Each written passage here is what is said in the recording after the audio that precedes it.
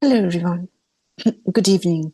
My name is Divan, and today you are here with me in order to witness the webinar which is hosted by the Why Not IAM community. These are like the kind of sessions in the webinar which happens every weekends on a weekly basis. So, good evening again. Today, we have our host, Mr. Gagan Mathur, and he would be addressing the entire session after I'm done with the introduction. So, before we begin, I want to ask you a simple question.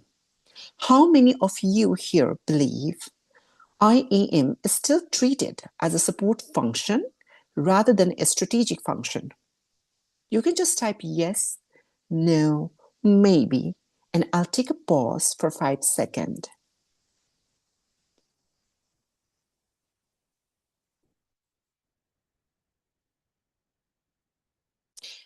Thank you so much for the response.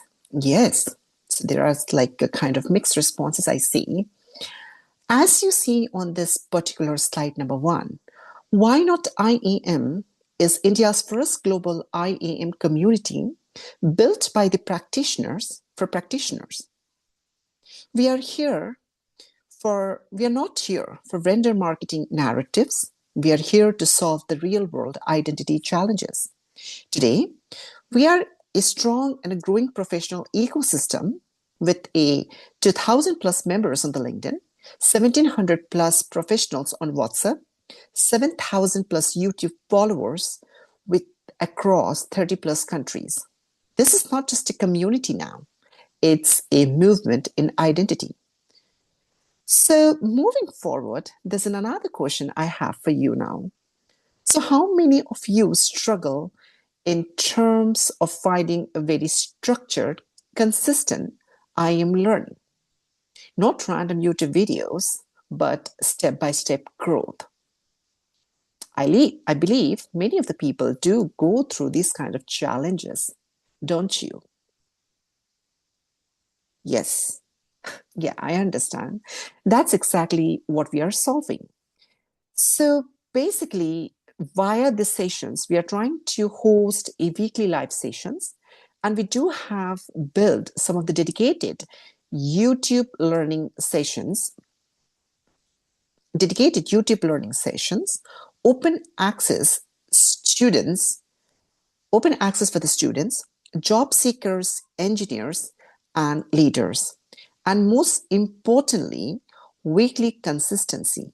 So we are trying to do some weekly consistent sessions which equally help people or see the students who are trying to seek or see guidance or get into the IAM domain. Therefore, we can easily see that IAM maturity doesn't come from one particular certification. It comes from a consistent exposure, real discussion, and applied learning. We try to inbuild all the three categories in order to make sure that the people who are looking to validate themselves in terms of the IAM community or join us for the bigger purpose, we have the right route for you. Now, I would like to take you to the third slide, which is where I want to talk about our official training partner, which is CyberX Delta. So CyberX Delta is our official training partner here. They are pioneer in blending the real-world IAM architecture with applied AI. The quick poll for you would again be how many of you are currently students, working professionals, or kind of looking into this career transition into IAM? Any of the options should work. So just let me know in which category you guys fall into.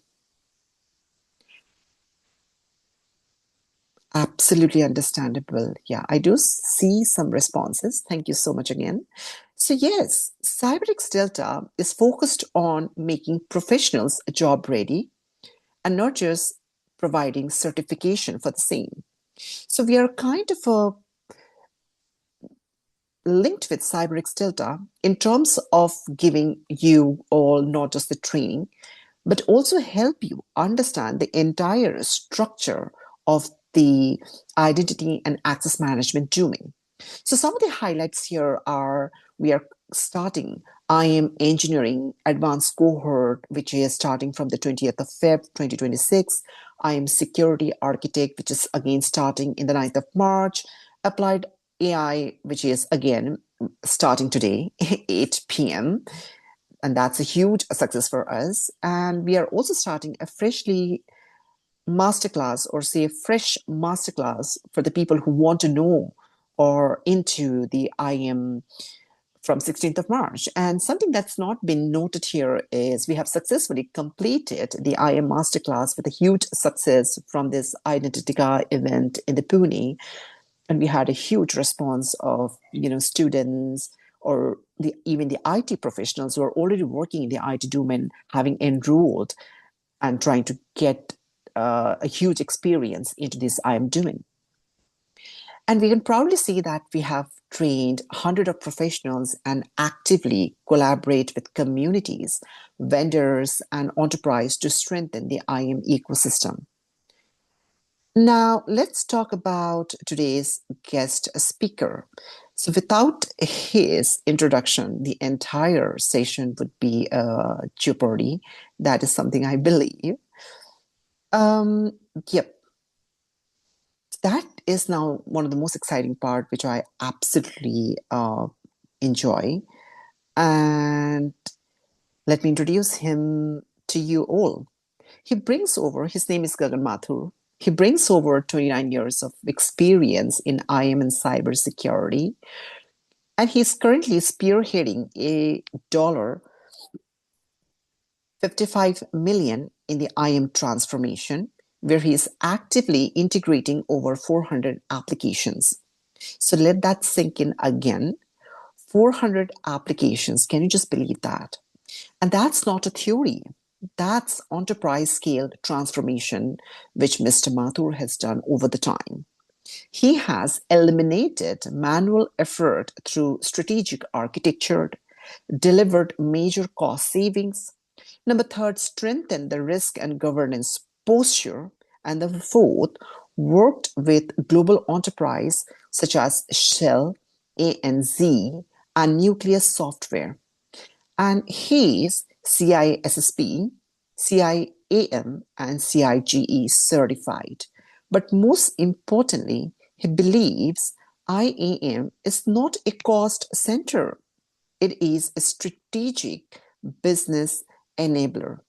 It's such wonderful thinking Mr. Mathur has for us. Now comes one of the most vital part of the entire webinar, which is kind of introducing all to the topic. So today's session is titled Green Identity Operation, Small Steps with Big Impact. Let me ask you something powerful again. How many of your IAM environments still have manual approvals, access review fatigue, over provisioned account, tool sprawl, and operational frictions? Yes, of course, you can take some time again in order to think about it. But in order to answer all this question, we bring forth, or say we are more than happy to introduce this green identity operation topic today. So the green identity operation is about reducing cost, reducing friction, improving operational maturity, strengthening security and trust at scale, without adding more tools and without increasing the complexity, just by optimizing what you already have. Before I let Mr. Mathur to take over the session, I encourage everyone to keep the session very interactive. You can also pose some of the questions that you have after Mr. Mathur is done elaborating on this particular subject matter, which he is an expertise on. And with that note, I would like to hand over the sessions to him. Okay, so formally, good evening, everyone, and thank you to the Why Not IM community for the opportunity for me to be here this evening. Um, So for years, identity has been treated as a control layer, something that we install, implement, and then we monitor and finally audit. But if you see at scale, identity is no longer just a control layer. It is now an operational infrastructure. And just like any other infrastructure, the way we operate determines whether it will become an asset to us or it will be a silent cost center. So in today's session, I will be exploring a subtle shift, and this shift is not in tools and certainly not in compliance frameworks. It is, but in how we measure IAM maturity itself.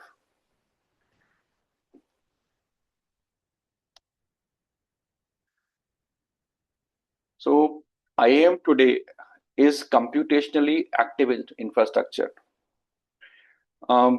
Let's think about a large enterprise, a extreme large enterprise where you have thousands of users and there are millions of authentication events happening every moment in the enterprise. There would be continuous entitlement checks happening. There are multiple sync jobs running 24 cross 7. And then risk signals are being evaluated in real time. So in such kind of environment, each login triggers policy evaluation, it triggers session creation, it creates logging, it creates access validation. And each entitlement that is in system, so these entitlement gets synced. Each sync of these entitlements, they are querying directories, they're comparing deltas, they're writing logs, they're writing updates, and all these transactions are also getting logged somewhere.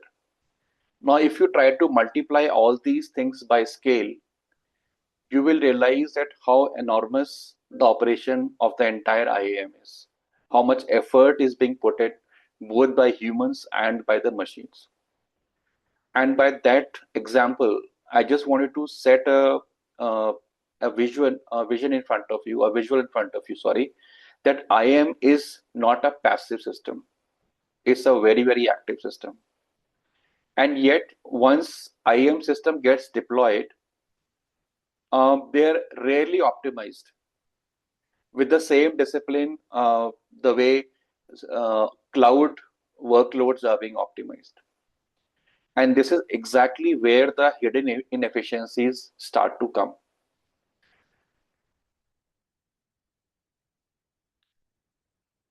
So let's see what are the invisible costs in an IAM system. So when IAM becomes always on, the real question shifts. And what is the real question shift here? Number one, is IAM really proportionate? That's the first question. Is it scaled to risk? And is it engineered for efficiency? And lastly, but not the least one, which is my favorite, is it aligned with business velocity? All of us know that IT is always there to support business, right?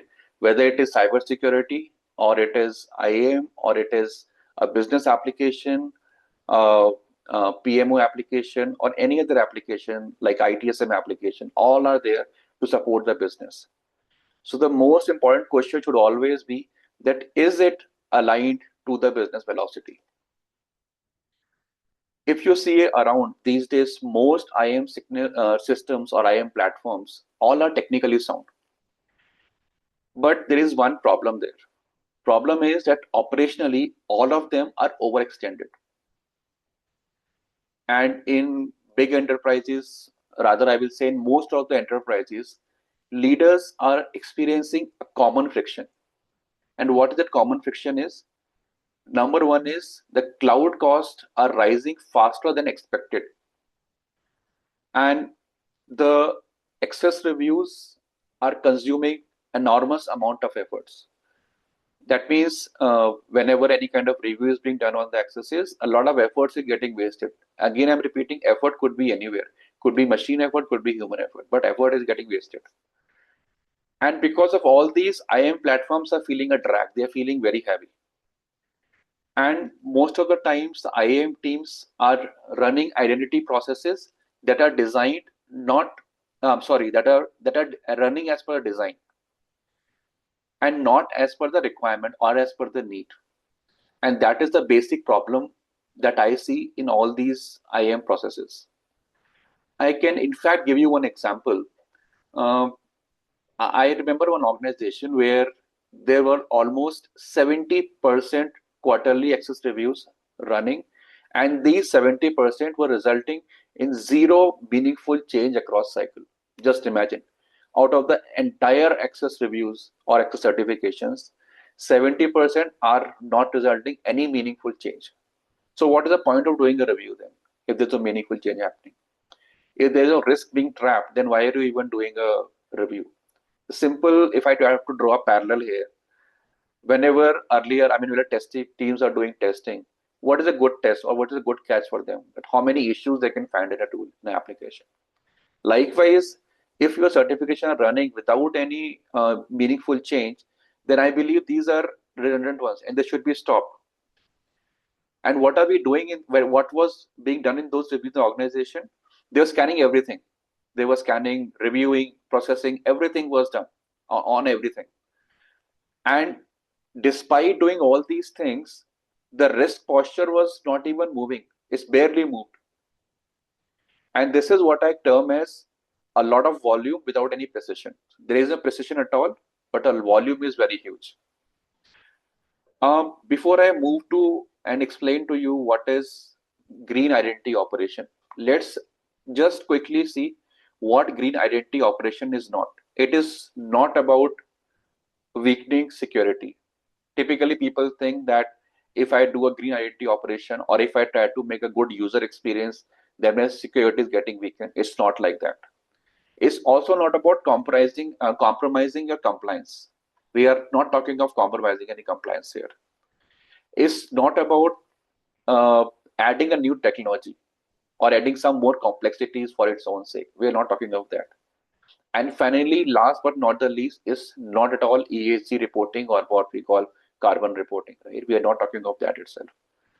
What we are talking about in green IT operation is operational maturity. That is what is being talked about here. And one thing I want to make very clear, that security and efficiency, they are not opposite things. They are go hand in hand. Whereas waste and securities are exactly opposite of each other. So this is a principal thing that one should keep in mind when talking of green identities. So what green identity actually means then? It means do only what is necessary. Run only those processes when risk justifies them. Don't just run a process because the design says so. I'm sorry. And scale efforts that are proportionate to the impact. So your effort should be proportional to the impact. And lastly, minimize waste across the entire identity cycle. So across the cycle, the efforts or the waste has to be minimized or reduced as much as possible. Now, all these things what I've mentioned here, none of them are radical transformations. And it's not even I'm so sorry. It's not a radical transformation. And it's actually what? It's actually a disciplined optimization. That's what it is all about. Now, the question will be asking that what is a disciplined optimization? It is a discipline of asking why does this particular process exist in an IAM process? And why and who is benefiting from this control? If I'm putting a control, who is getting benefited from it? And what risk it is truly mitigating? If I am running a process, IAM process, or IAM cycle, a certification, access review, what is risk is being mitigated by this particular process? I mean, not a process, if you can say, an instance of a process. So if I'm running it on a particular access or a particular entitlement, a particular user, what is risk is getting truly mitigated there? And what is the cost of running it continuously? If you see collectively, these all small shift will represent a move that will be moving away from control volume to control precision. So green identity in summary is really about discipline. It's not about ESG branding. It's about operational maturity. And most of what I'm describing today in my presentation is nothing is new there. But what is less common in all these things is treating identity operations as something to optimize continuously, but not reactively.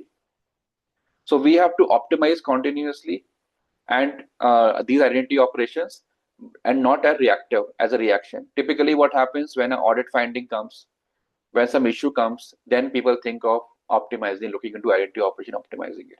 Should not be like that.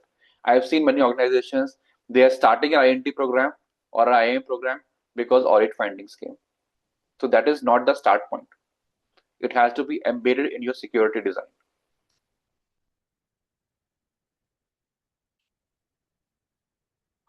Okay, so let's see where actually waste is living. So it typically lives in two areas that you see on the screen right now. One is hygiene gap, and second is operational inefficiencies. In the terms of hygiene gaps, the first thing is dormant identities. And the second thing is over entitlement or excessive entitlements, excessive excess, as we call them. And lastly, the orphaned access. That means access that is not properly approved by the process. And if I go to the operational inefficiencies, there are blanket reviews, right? Everything is getting reviewed. Low risk, high risk, medium risk. And I'm assuming what is low risk today, it will be low risk tomorrow also. It will be low risk 1 year after from today. And what is high risk today, it will remain high risk overall. That's what my assumption is, right? So there are blanket reviews. I think someone needs to go on mute. Samsung SM something, S911P. Okay. Static review cycles. So review cycles are static. They are extensive sync jobs. So a lot of sync jobs are there, which is excessive in nature. And if you see individually, all of these things that are you seeing on your screen right now, they are appearing as small. But at an enterprise scale, all these are compounding. They compound, right? I'll go to the next slide where I talk about small steps. Number one, there is identity hygiene. But even if I go there, let me be very clear that the steps that I'm going to share from now on, they are not any revolutionary steps. Most organizations, most IAM professionals are already aware of them. What's different then? The difference is that how consistently and how proportionately they are applied. There is a difference. Identity hygiene is not at all a maintenance activity. It is a discipline, a governance discipline that should be kept in mind. Generally, it is taken a maintenance job, right? We will have some support team working on this. It's not a maintenance job. It's a discipline that has to be maintained. And dormant accounts are expanding attack surfaces. The more dormant account you are having, the more exposed you are to an attack. And over entitlements, that means people who do not no more need the entitlements, they're still having it. These are there's increasing review load. So the load on the review is increasing because of these over entitlement. Then comes life cycle boundaries. So there are a lot of generally unclear life cycle boundaries, and these boundaries create drift. Like I told earlier, IAM load, heavy load on the team. So they're getting a drift there for the IAM processes. So what should we do? We should restructure the hygiene program such that it reduces the review scope by 20-30%. So if you restructure the program as per this step one that you see on the screen, it will reduce the review scope by 20-30%, which is significant. There is a lot of entitlement noise if you're having over excessive entitlements. It can reduce that, it can lower that as well. And then we have anomalies in detection clarity, it will improve that as well. So the anomalies will be much better. Again, I would like to take a small example uh, from one of my very yesterday's program. In an organization, typically, I mean, nowadays it's very common also. In fact, I should not even say in an organization.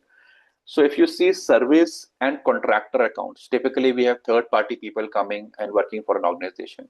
So all these service and contractor accounts, they remain active, and they remain active long after their usage declines. People work, uh, contractor are working for a company, then they leave the account, their project is over, but no one bothered to remove their account or remove their access. Likewise, there are some service accounts that were used to run some job or some other purpose that is no more needed, but accounts are still lying there with the same level of accesses. And typically, out of the service accounts are more dangerous. And each of these that are lying unused, just imagine practically thinking, they will keep appearing in all access reviews because they are active, they are in system. All the scans that you are doing, they'll complete, they'll come in those scans. And the most dangerous part is they are expanding your attack surface. So attack surface getting extended. They're also consuming directory and sync operations. Typically, in any IAM system, you will have sync happening with the core HR system or the source of truth. So there's a lot of sync happening. It will keep on eating the spaces. It will doing the operations. It's not even required. And if a company or an enterprise or IAM team decides to do a quarterly reviews, again, what will happen? As I mentioned, the review scope will be reduced, sync traffic will be reduced, and we have better anomaly detection. And all these things I'm telling you, they're not glamorous things. It is an impactful thing. And I've really witnessed this, I've really tried this, they're really impactful. Fewer reviews, lower system load, and clear decisions. That is actually the foundation of precision. Uh, let's go to step 2, which is risk-based reviews. Again, not a new terminology, but let's see what it is all about, why it is there. Traditional reviews that we are having are calendar-driven, right? What does it mean? That they are typically high applications or high risk accesses are done quarterly, then some other will be done half yearly, then yearly. But if you see risks, risk is not calendar-driven. It can come at any point of time. For example, privileged access in production does not deserve the same review model as a read-only access in low-risk system. So if you have a non-business critical system, you have a read-only access there, the amount of scrutiny you do there may not be required as someone having a privileged access in a very business critical system, let's say finance system. Now, what are forward-looking organizations or a people with a futuristic approach? What they are doing? They review high impact access more frequently. And when I'm talking about reviewing high impact access more frequently, I'm not talking about that we know today an access is high risk access, application is critical, I'll keep on doing high impact. Likewise for low also, I'll do low. What it really means is that are we really looking into identity telemetry?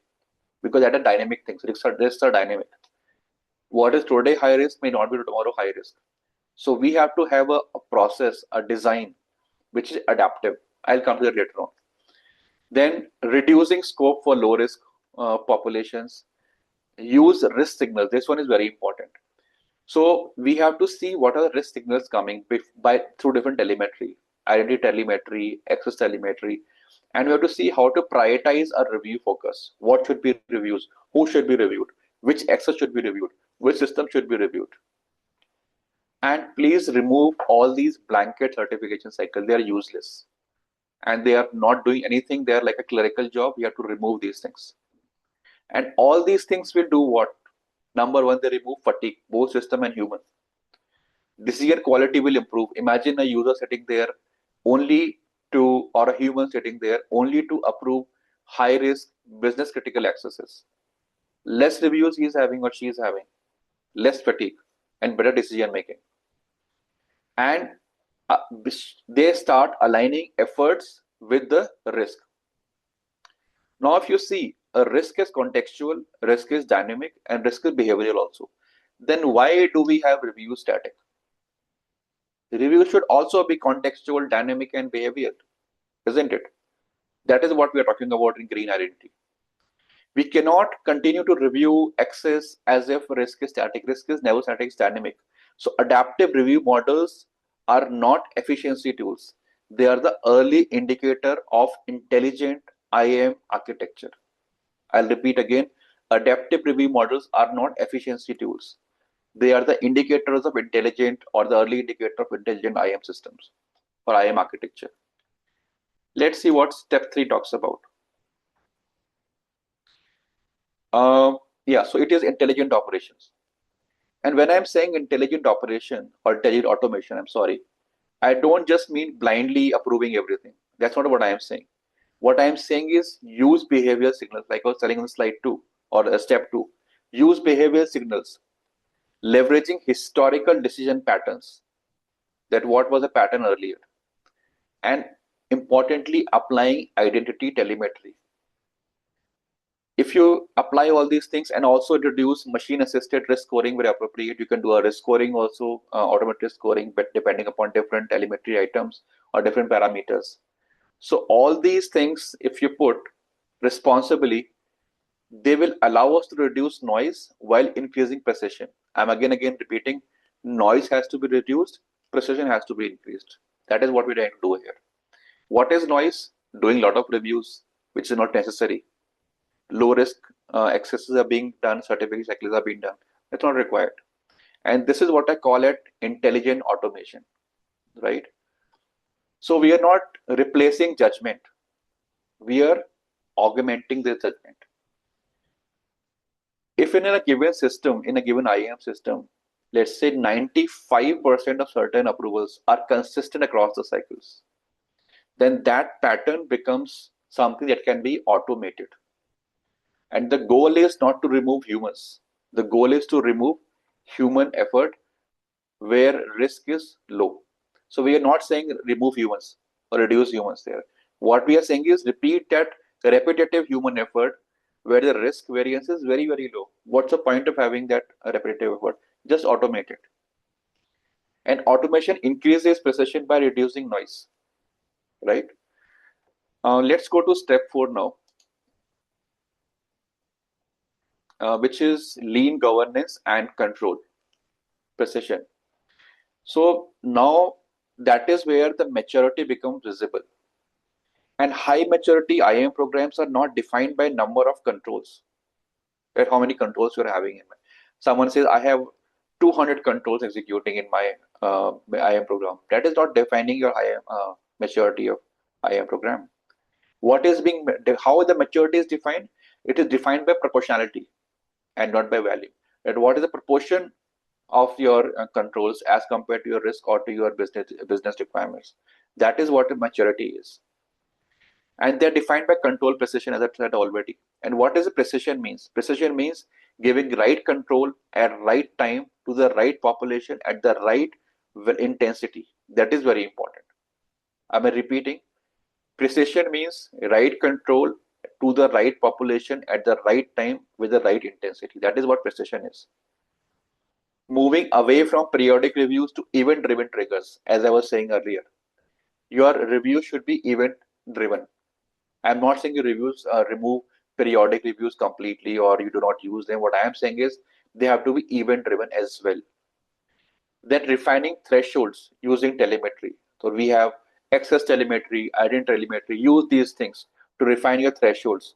That what would be the point? What do you define high risk? What do you define low risk? What is medium risk? What is extremely super excessive high risk? Something like that, right? So what we are saying is we are not saying fewer controls. We are saying proportionate controls as per the risks, evolving risk, as per the adapting to the evolving risk. And please remember that control precision is much, much more powerful than control expansion. While I'm saying we should not, I'm not saying we should not do control expansion, which may be required as per the business requirement. But what is more important, more powerful is the precision. And how to improve the precision? When we use telemetry data, identity telemetry data to refine thresholds instead of relying purely on the static policy. So these were the four steps that we talk about in terms of having green identity operation. Let us see what is the compounding effect of these all these steps I have told you. In each of these steps, individually may reduce, let's say 5% friction, 6% friction, but together, which is very less friction. People say, okay, 5% friction is nothing, like it's very less. But if you together, if you compound them, operationally, they mean what? Lower system load, faster decision cycles. And financially, they are reducing overhead of cloud computing. And they're also lowering manual efforters. So people doing manual jobs for low risk items is getting reduced or eliminated, and less audit friction. With the more automation you're doing on redundant task or repetitive task, audit friction will be less. There you get better audit results. You can handle the audits much better. And in terms of risk, again, higher control precision, stronger privileged oversight, and cleaner governance signals. All these things will be there if you see the compounding effect of all these steps that I have discussed. So what we are saying is small improvements, if they are applied consistently, I'm again repeating, small improvements, consistent application, they reshape the maturity of the IAM process, IAM system, IAM design, you can say. And with this, I remember a very old saying that I've read somewhere. It says that men stumble on pebbles, never on mountains, which is the right thing. So small steps, cracks, if they are not filled properly, then you will always fall. The system will always fail. There will be problems there. So small improvements, big results to be done consistently, not only once or not being static.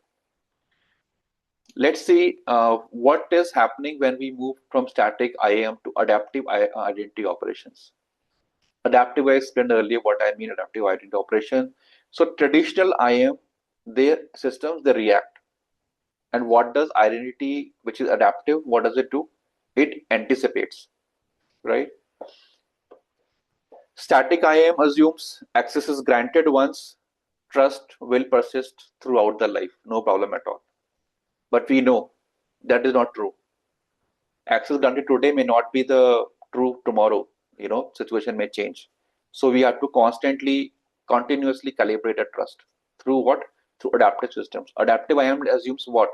That trust must be continuously calibrated.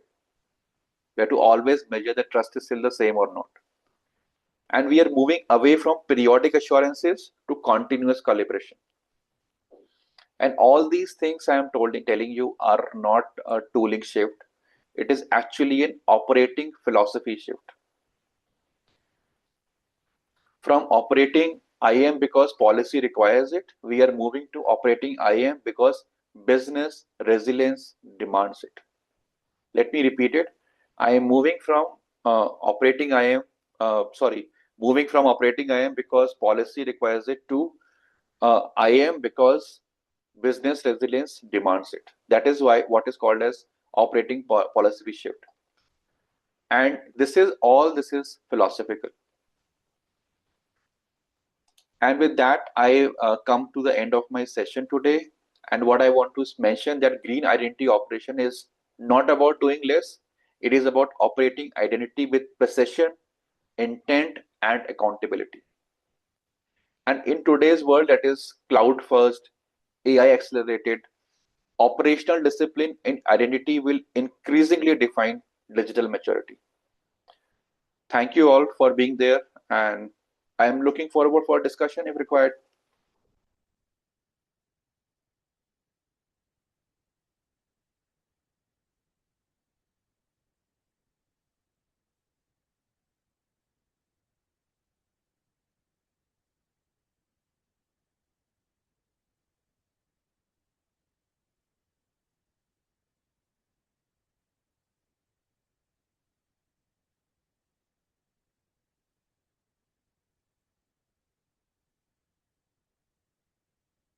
If there are no questions, then I think we're good.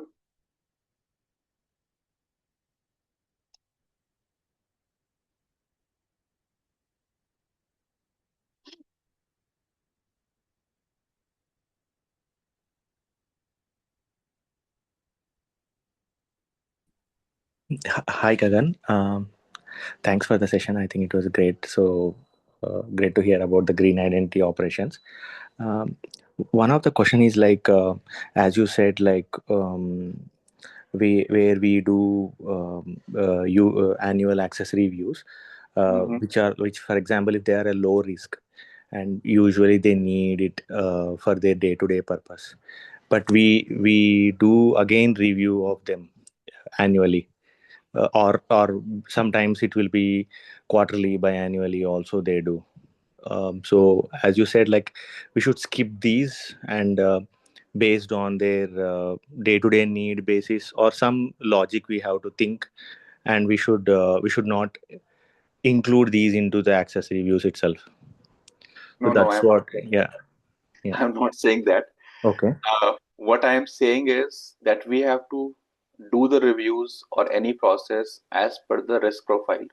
Okay. That Okay. risk assessment has to be done constantly based upon some telemetry. While the static or the ones that you have already, let's say a business, you say business day to day use, they're having some access. Even for day to day use, what is the level of access they are having? I Hmm. mean, a DBA can have access for day to day use. It's the highest privilege account. I Yes. cannot say I'll do annual review for that person, right? I Hmm. give you, since we're talking about DBA, let's say a DBA you have, it's a high privilege account access. Yes. Yes. Reviews are being done quarterly or whatever the frequency has been set. So today I have done as 21st February, and that means next quarter I will do the review. Yeah. But Yeah. how certain are we that the trust that I'm assuming from now till the next quarter will be maintained? So what I Got am it. saying is that the telemetry has to be used. If a Hmm. person was constantly logging from Bangalore, uh, Kasavanahalli Road, or Whitefield, or somewhere else, Hmm. tomorrow the person certainly logs in from Turkey early in Yeah. the morning hours, Yeah. using same account, same password. That should ring the bell, That should bring the value. Okay. Yeah. Yeah. right? Adaptive authentication. We need to. Exactly. That's what Yeah. I'm talking Yeah. about. Yeah. Okay. Okay. But And in I some. cannot use same logic for every account. If someone is having a read-only access and Mm, application is low risk application or low business critical application where they are only seeing some reports or some general reports, even if there is a simple red signal coming like this one I discussed now, it hardly, I can simply send a notification to a user that please have a look at it. That's it. I don't need to ring a bell there that immediately review it, right? So it all depends upon the risk profile of the assets that we are having, and based upon that we have to do it. yeah. I hope I have answered your question. Yeah. Yeah. Understood. Yeah. One more question is like, even from the manager's behavior, also like manager or whoever is doing the access reviews, also, right? Their behavior, like for example, let's take a tool like SailPoint or some tool. So there will be options like access, approve all decisions. So mostly we have seen behavior from managers where they just select all and then approve blindly. So I would say that if you have to approve everything, like blank, I said blank, remove blanket approve. That's what I want to say. yeah, If yeah, you have to simply select all and approve, then why yeah, not automate it, right? Why not yeah. make a system that will, based upon these parameters, these profile, automatically approval will happen. I have Hmm. seen some But systems saying, sorry, continue. yeah, but from user perspective also, like if there are 200 plus 400 plus roles and entitlements and you are giving, they can't do one by one, right? Like review also, so that's I also mean, there. if you're saying all 200 people should have access to all 200 entitlements, I think that should be reviewed because the span of a line manager cannot be having 200 people. They have to review the HR policy. No, no, If not they, 200 people, one person having 200 entitlements or more than that, like it could be then you have many. to review that why they need so much of entitlement. That means Mm. they are having there is some problem there. right? Okay. Again, risk profiling has to be done. Application is high risk. What kind of access and entitlement access is being done? Typically, we should say we should go for roles, not for Yeah. entitlement. No, roles only. Like roles only. Like they'll have like maybe the role modeling is wrong or right. That also could be a Correct. problem.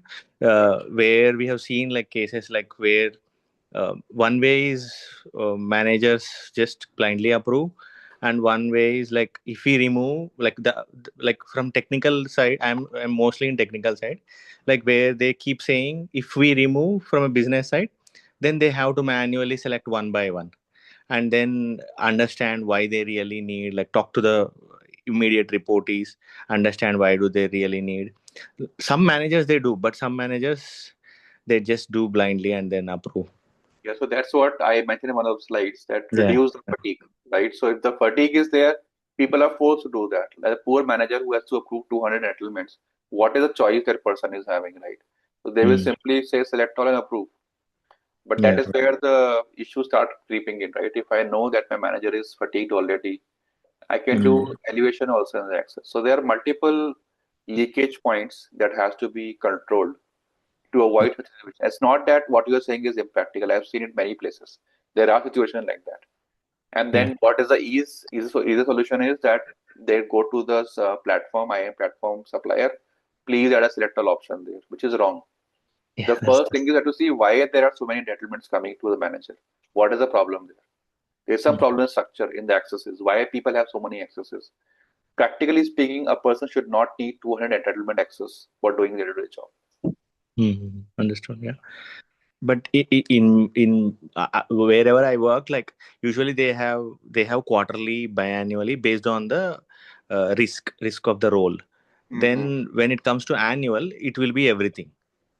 So like we'll exclude only birthright roles, whatever you need, internet access, something those kind of accesses, everybody gets, right. Those we exclude, and rest of all accesses we'll review.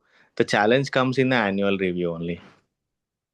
There I mean, is yeah. one more review that typically organizations miss, and that is called as master data review, which Mm. is that uh, let's say you have an application and you know there's a business owner of the application. You own the business in Yeah, that yeah. company, right? You are the responsible for upkeep of the application, for ensuring that there's nothing going wrong. And you go to IAM team, you say please onboard my system onto IAM platform, and they define roles using an admin. All that exercise has been Yeah. done. Now there is a need to review that entire role structure also at some frequency, because there may be some roles which are not even required now, or some admin not even required now, Yes, yes, got it. right? So Yeah. someone has to go and check those reviews, check the entitlement whether they are required or not. So not just limiting to access reviews, review has to be done of that structure Eh, also. yeah, yeah, okay. Yeah, role composition review also. Like, Exactly. yeah, yeah. Entitlement review also needs to be done, because Mm. there's a high, and then you have SOD checks also, right? Yes, yes, Sometimes yes. SOD may also flag. It's also telemetry. Yes, SOD may also raise some flags there. So yes, there are so many reviews to be done, mm. and so that's the reason I'm saying we have to optimize all these things, and that is what is coming as green identity operations. Yes, yes. Understood. Like, yeah, there are some like places like where I have seen role review they do manually, SOD review they do manually, but user access reviews are done via any of the identity tool. But they forget about role review, SOD role review. They do very like ad hocly whenever before audit and all is coming, then they start doing. So that's when they identify, but the time will be less. Yeah, since we're talking of reviews, there is one more telemetry that can be used. So let's say you have a supplier, right? And supplier is about to end their account within a company. So that should be considered very seriously by the Yeah, system. yeah, There are chances that something can go wrong. That's what adaptive IAM will do. They yeah, will sense that these people are about to end their access. What kind of access they are having? Are they using access properly or not? Or some, something which is not done before is going to happen now. Something unusual basically is happening. So there are multiple things, multiple telemetry that can be used, and all these things come together comprise of green identity operations. Yeah, got it. Thank you. Thank you so much. Thanks. Thanks, Vinod. I hope I was able to answer your questions, No, right? yes, definitely. Yeah. Thank you.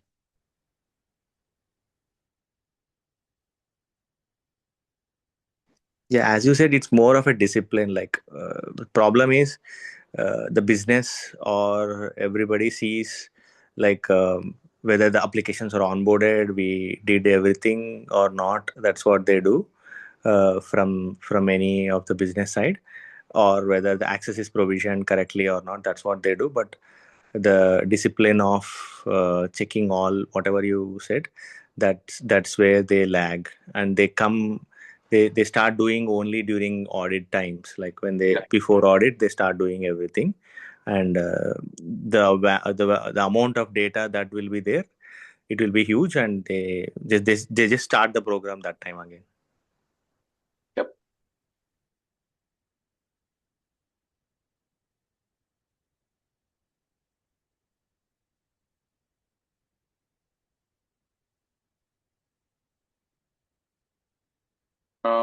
I think the one we are good. There are no more questions now. I believe there is no question, but yep. But thank you so much for addressing all the questions for today. It was lovely having you as a speaker for the session. But we do have some activity, and I believe everyone would be quite interested in participating for one, and that is we have organized some quizzes, and upon the completion, I would like to see that there is like this 20% discount on anyone who's trying to take some kind of tool training with us. And the top five, yes, the top five candidate would have this 20% discount. So would you want to go ahead and be a part of this quiz session?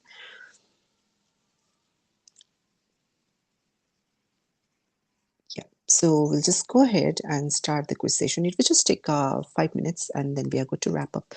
So my colleague Elizabeth would help conduct the quiz for today. So Elizabeth, would you mind sharing your screen?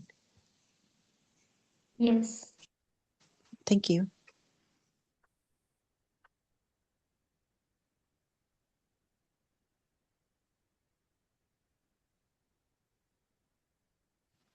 So I would request everyone to either scan or log into kahoot.in. Yep, www.kahoot.in, and put the pin, or else you can simply scan it and it will directly take you to the quiz. Yep. And we should be able to see the participants once they log in. So we're just kind of waiting. And I would really encourage everyone to participate as much as possible. And this really helps us make the session interactive.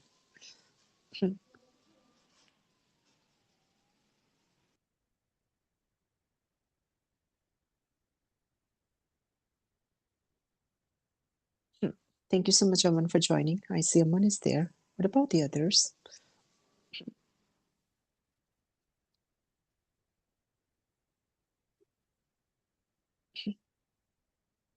Hmm.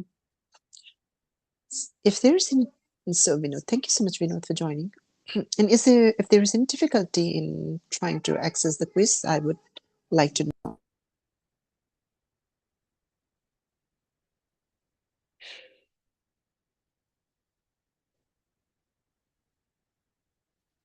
Thank you so much, Prakash, for joining.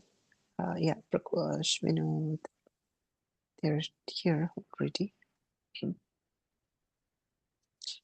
Any more people want to be a part of this quiz? One is back. Thank you. So we just wait for 2 more seconds and then I think we can continue.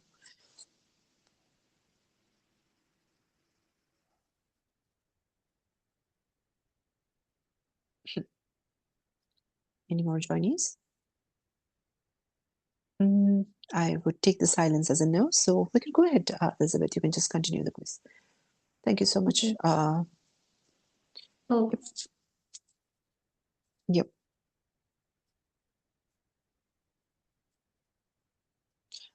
So this entire quiz is structured into 12 questions. And yep. And since there are only 3 people, I think we already have like first, second, and third for the day. But eventually, I mean, like the quiz is a quiz, so yeah, we can still go ahead and see who is at the top. So I can maybe go and collect some extra discount for the person who's at the top.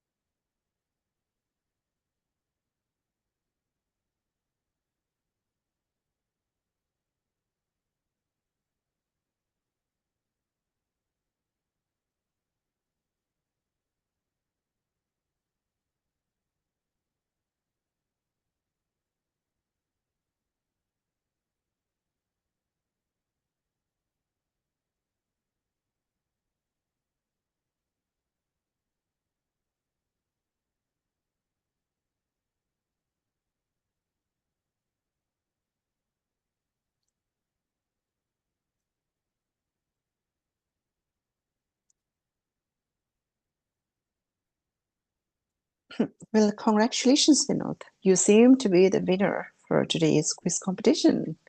And thank you so much, everyone, again, for participating. And it was really lovely having all of you in the session. And special thanks to the speaker again, Mr. Mathur, for sharing such an insight and wonderful, I would say, opinion or really an elaborate discussion on today's topic. And yeah, I think we are more than happy to conclude the session for the day. And I would just like everyone to give a thumbs up if you are right kind of content with what happened, what was shared, and as a kind of gesture for Mr. Mathur. Yeah, Mr. Mathur, you have so many thumbs up. Thank you all, and thank you, Devan, for the No wonderful talk. worries. And It thank you was all. really, yeah. Thank you so much, everyone, for joining today's session. Thanks. And Bye. Have a nice you weekend, too, whatever is left of it. everyone. Bye, Bye. everyone. Thank you so much for joining. Have a great weekend. And if anyone has any questions or queries regarding the session, they can always reach out to us. Yeah, thank you so much, everyone.